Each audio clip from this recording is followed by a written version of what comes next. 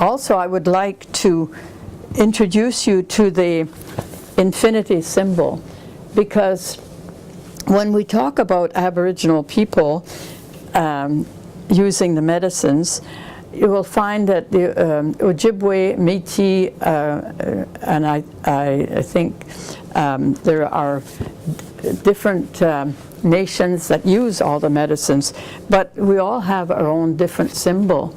And the Métis people use the infinity symbol. I don't know if you can see that little white symbol on the blue, but during, if I may come back to the Red River resistance, the Métis people put up this flag. It was blue, blue with the infinity sign, which meant that the Métis people are here. There is no beginning and no end to our nation, and so we will always be part of this part of the world. This area that we call Canada and the United States is where Métis people were born and live. And so the infinity sign is the blue background and the white infinity. During the resistance in Manitoba in 1884 or around that time, the flag was red, but the infinity sign was still white. But if they saw the red flag, that meant that the Métis people were gathering together and were going to resist the army, because there was an army that was sent to quell the resistance in Manitoba. And that's another thing. The Royal Mounted Police were formed to quell the Indians and the Métis in Manitoba. And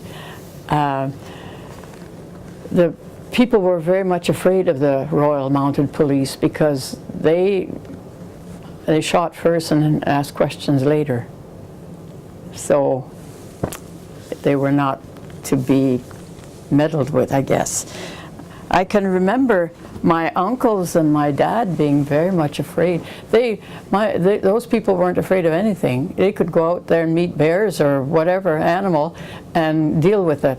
But have the RCMP or the Royal Mounted Police around in the community, and they were all nervous. I don't know why, but I guess they were just afraid that something was going to happen. And maybe they weren't doing the right thing, who knows. But anyway, the problem too arose when alcohol was introduced.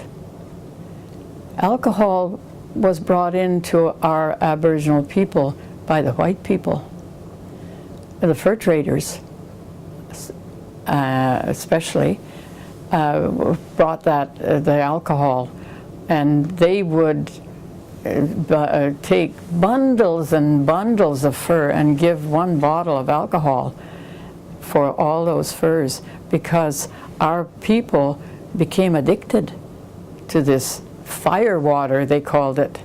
And the fire water was giving them a good time, so they were looking for it. And of course the RCMP thought that because they were all savages, they had to quell that.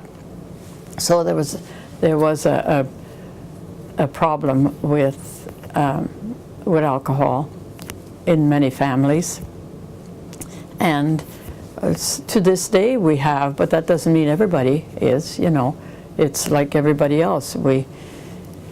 Some people indulge in it more than others, and we hope that we can teach our young not to indulge in maybe it's not so much alcohol these days, but a lot of it is drugs.